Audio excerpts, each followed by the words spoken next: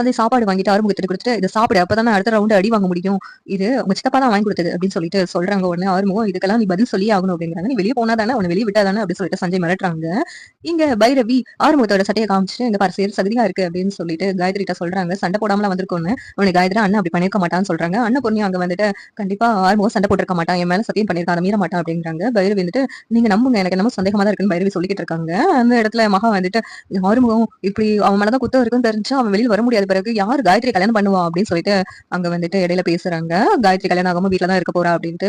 உடனே காயத்ரியும் அன்னபூர்ணியும் ரொம்ப வருத்தப்பட்டுட்டு இருக்காங்க. மகா இருந்துகிட்டு, "என் பிள்ளை என்கிட்ட பிரிச்சல்ல, நல்ல அனுபவி" அப்படின்னு சொல்லிட்டு இருக்காங்க. உடனே அன்னபூர்ணி பைரவி கிட்ட, "அந்த டிஎஸ்பி உன் ஃப்ரெண்டுன்னு தானே சொன்ன பைரவி, நீ அந்த டிஎஸ்பி கிட்ட பேசி பாரேன், ஆறுமுகம் மேல எந்த தப்பும் இல்லன்னு சொல்லிட்டு" அப்படின்னு சொன்னோனே, "சரி அத்த நான் பேசுறேன்னு" சொல்லிட்டு சஞ்சய்க்கு கால் பண்றாங்க. இங்க பைரவி எப்படியாவது பேசி ஆறுமுகத்த வெளிய கொண்டு வந்துருவாளோ அப்படின்னு சொல்லிட்டு மகா யோசிச்சுட்டு இருக்காங்க. இங்க சஞ்சய் பைரவி தான் கால் பண்றா அப்படின்னு சொல்லிட்டு போன் அட்டெண்ட் பண்ணிட்டு, என்ன பைரவின்னு கேட்கும்போது, ஆறுமுகம் மேல எந்த தப்பும் இருக்காதுன்னு சொல்லிட்டு அத்தெல்லாம் சொல்லிக்கிட்டு இருக்காங்க அப்படின்னு சொல்லி, அவன் நீ எஃப்ஐஆர் போடாம இரு அவன் மேல அப்படின்னு சொல்லிட்டு இங்க பைரவி சொல்லிக்கிட்டு இருக்காங்க. ஒன்னும் சரி பைரவி, அவன் மேல எந்த தப்பும் இல்லைன்னு சொல்லிட்டு திங்கக்கிழமைக்குள்ள ப்ரூவ் பண்ணணும் அப்படின்னு தான் நான் எஃப்ஐஆர் போடாம இருக்கேன்.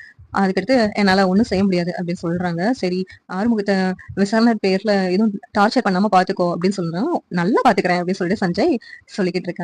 இங்க கிழமைக்குள்ள அவன் மேல தப்பு இல்ல அப்படின்னு ப்ரூவ் பண்ணா எஃப்ஐஆர் போட மாட்டேன்னு சொல்லி சஞ்சய் சொல்லியிருக்கான் அத்த அப்படின்னா, அது எப்படி ப்ரூவ் பண்ண முடியும்? அவ்வளவு சீக்கிரம் கண்டுபிடிச்சிருவீங்களா என்ன? அப்படின்ட்டு மகா அவன் உள்ளதான் கிடக்க போறான் அப்படின்னு சொல்லி மனசுக்குள்ளே சொல்லிக்கிட்டு இருக்காங்க. சம்பத் கிட்ட வாக்குமூலம் வாங்குறதுக்காக சஞ்சய் ஹாஸ்பிட்டலுக்கு வராங்க. அங்க சிவாவும் வந்து நின்னுட்டு இருக்காங்க. சம்பத் நின்னுட்டு ஆறுமுகம் தான் என்ன கத்தியால குத்துனா, அதுவும் முகத்துல சாக்கு பை மூடிட்டு அப்படின்னு சொன்னதும், சாக்கு பை மூடிட்டுன்னு சொல்றீங்க, அப்புறம் எப்படி ஆறுமுகம் தான் குத்துனான்னு சொல்றீங்க? அவன் தான் எங்களை காலையில மிரட்டிட்டு போனான், அப்படின்னா அவன் தான் பண்ணிருப்பான் அப்படின்னு சொல்லிட்டு சம்பத் சொல்லிக்கிட்டு இருக்காங்க. அந்த சம்பவத்த நானும் திருப்பி என் இடுப்புல இருந்த கத்தியால குத்துனேன் அப்படின்னு சொன்னதும் சிவாவுக்கு சந்தேகம் வருது. அப்படி ஆறுமுகம் மேல எந்த கத்தி கீறலும் இல்லையே அப்படின்ட்டு. அவனும் சஞ்சய் கத்தி கீறல் இல்லைன்னா என்ன? நான் அவனை எப்படியாவது இந்த கேஸ்ல உள்ள தள்ளியே ஆவேன் அப்படின்னு சொல்லிட்டு சஞ்சய் மனசுலயே பேசிக்கிட்டு இருக்காங்க. சம்பத்த கத்தியால குத்துனவன் மாடு முடிச்சு சொல்லி ஹாஸ்பிட்டல் அட்மிட் பண்ண ஞாபகம் சிவாக்கு வருது. உடனே சிவா போயிட்டு அவங்க கிட்ட விசாரிக்காம உண்மையா சொல்லு, இது கத்தி தானே குத்தி இருக்கு, சம்பத்த கத்தியால குத்துறது நீ தானே அப்படின்னு சொல்லிட்டு சிவா கேட்டதும், உங்க ஹாஸ்பிட்டல் அட்மிட் ஆனது தப்பா போயிடுச்சு சார் அப்படின்னு சொல்லி சிவா கிட்ட எஸ்கேப் ஆகி ஓட முயற்சி பண்றாங்க. அந்த இடத்துல சிவா பிடிச்சிடறான். அந்த சம்பத்த கத்தியால குத்துனவன் சிவா கிட்ட மாட்டினவனையும் அவன் வந்து இசக்கி தான் என்ன இப்படி பண்ண சொன்னான்னு சொல்லுவானா, இல்லாட்டி ஆறுமுகம் தான் இப்படி செய்ய சொன்னதுன்னு சொல்லி ஆறுமுகத்து மேல பழிய போடுவானா. இந்த மாதிரி பரபரப்பான திருப்பங்களோட தான் அடுத்த வர எபிசோடு விறுவிறுப்பா போகும்னு நினைக்கிறேன். இந்த சீரியல் எப்படி நல்லா இருக்கும் நீங்க நினைக்கிறீங்க கமெண்ட் பண்ணுங்க.